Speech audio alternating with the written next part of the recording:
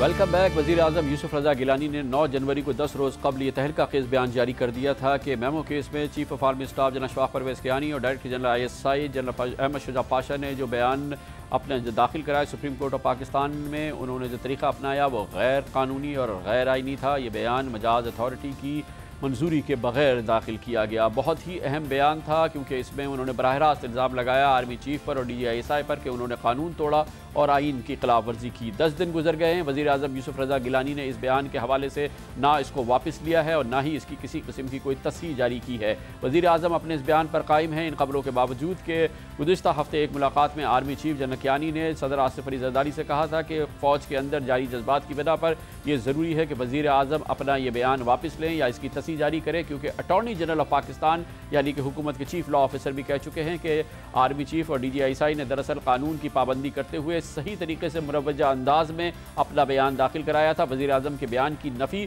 खुद attorney general of Pakistan कर चुके हैं यानी कि हुकूमत के चीफ लॉ ऑफिसर।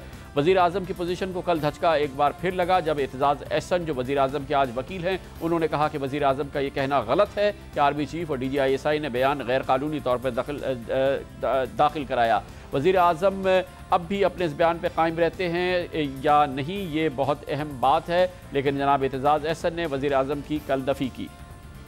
मेरी निगाह में वज़ीर आज़म का मौक़िफ़ गलत है। वज़ीर आज़म का मौक़िफ़ गलत है। अदालत अगर चाहे तो जिसको चाहे, ये नहीं मैं कह सकता अगर मैं चीफ सेक्रेटरी हूँ तो मैं कहूँ डिप्टी कमिश्नर को, ये वो एक तरह से वही चीज़ है कि आपने जो मौक़िफ़ भेजना है वो मेरे ज़रिए भेजना है और जो मैं चाहता हूँ वो भेजना है।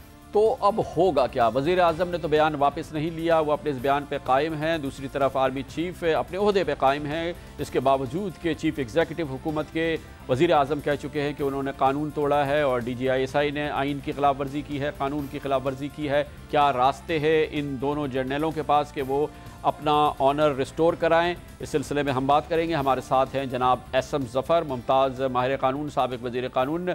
आप फरमाइएगा कि वज़ीर आज़म की बात गलत है, ख़ुद अटॉर्नी जनरल कह चुके हैं और अब जनाब एतजाज़ एहसन ने भी बात की। इसलिए अहमियत है एतजाज़ एहसन की कि वो अब उनके वकील भी हैं। वज़ीर आज़म का बयान संगीन है कि आर्मी चीफ ने और DGI ने कानून तोड़ा, आइन तोड़ा। इस हवाले से अब इन दोनों हजरात के पास क्या रास्ता रह गया है, किस तरह से ऑनर रिस्टोर हो? क्योंकि 10 दिन गुजर गए हैं और वज़ीर आज़म ने न सिर्फ ये कि बयान वापस नहीं लिया बल्कि कई बार इसका दिफा भी करते नज़र आए मुख्तलिफ तरीक़ों से, और उनकी हुकूमत के और उनके पार्टी के लोग भी वज़ीर आज़म के इस बयान का दिफा करते रहे हैं। मेरी अपनी राय ये होगी कि नहीं लेकर जाना चाहिए। इसके 2-3 तरीके हो सकते हैं कि एक बार वो खुद अपनी जानिब से कोई बयान जारी करें और वाज़ेह कर दें कि ये उनका बयान गलत है और हम उनको बिल्कुल तस्दीद करते हैं, या फिर ये कर सकते हैं कि उनको तहरीरी तौर पर दोबारा ये कहें और अपनी नाराज़गी का और अपने पूरी एडमिनिस्ट्रेशन की नाराज़गी का इजहार उनसे करें, तो कुछ ना कुछ तो इन चीज़ों का असर होगा।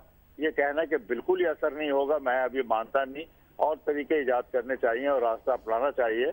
विद इन द गवर्नमेंट बहुत सारे रास्ते होते हैं, ट्रैक 2 भी होता है।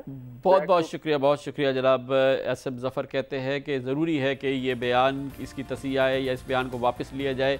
मौजूदा कैफियत बरकरार नहीं रह सकती। वज़ीर आज़म की इस मामले में फ़िलहाल पोजीशन कमज़ोर नज़र आती है। लेते हैं कमर्शियल ब्रेक, उसके बाद जिक्र करेंगे। सुप्रीम कोर्ट ऑफ पाकिस्तान ने कहा है कि फ़िलहाल वोटर लिस्ट कम्प्लीट नहीं है, कई लाख इसमें जाली वोट थे। इस बुनियाद पर आइंदा होने वाले तमाम ज़िमनी इंतखाबात फ़िलहाल उन पर अमल रोक दिया गया है। ये इंतखाबात फ़िलहाल नहीं होंगे। इस पर बात करते हैं कमर्शियल ब्रेक के बाद।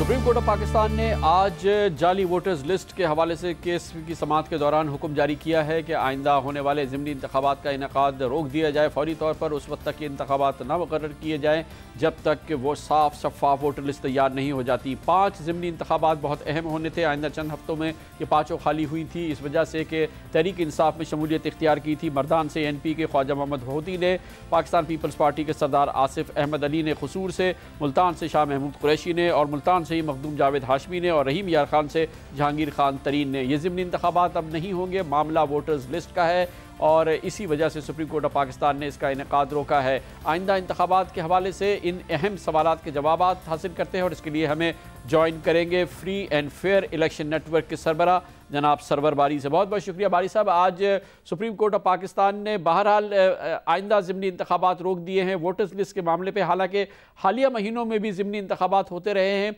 लेकिन बहरहाल सुप्रीम कोर्ट ने आज कहा है कि इनफ इज़ इनफ। इस फैसले के हवाले से आप क्या कहेंगे? देखिए, मैं समझता हूँ कि ये वही वोटर्स लिस्ट है जो चीफ जस्टिस इफ्तिखार मोहम्मद चौधरी साहब के हुक्म की बुनियाद पर तैयार की गई थी 2007 और 8 में, और अब ये अजीब बात है कि उसी लिस्ट को वो बोगस डिक्लेयर कर रहे हैं, तो ये मेरी समझ से बालातार है। दूसरी बात ये कि इस केस के पटिशनर हैं वो इमरान खान साहब, उन्हीं की पार्टी के ये ज़्यादातर लोगों ने जो सीटें खाली की हैं, और ये लगता है बहुत सारे लोग ये कहते हैं कि अब चूँकि वही लोग अगर इलेक्शन लड़ेंगे हार जाते हैं तो इमरान खान साहब की जो गुड्डी चढ़ी हुई है वो गिरती हुई भी नजर आ सकती है। तो इसलिए ये लगता है कि बहुत सारा ये सियासी मामलात बनते जा रहे हैं। अच्छा, ये बताइएगा कि ये जो पाकिस्तान में जो ये फरमाइएगा कि ये जो वोटर्स लिस्ट का मामला है ये कितना अहम है, ये कितना अहम है कि ये साफ शफाफ वोटर लिस्ट तैयार हो? आपकी ऑर्गेनाइजेशन के नज़दीक कितना मैक्सिमम टाइम चाहिए कि ये फर्स्ट क्लास वाली वोटर्स लिस्ट तैयार हो जाए?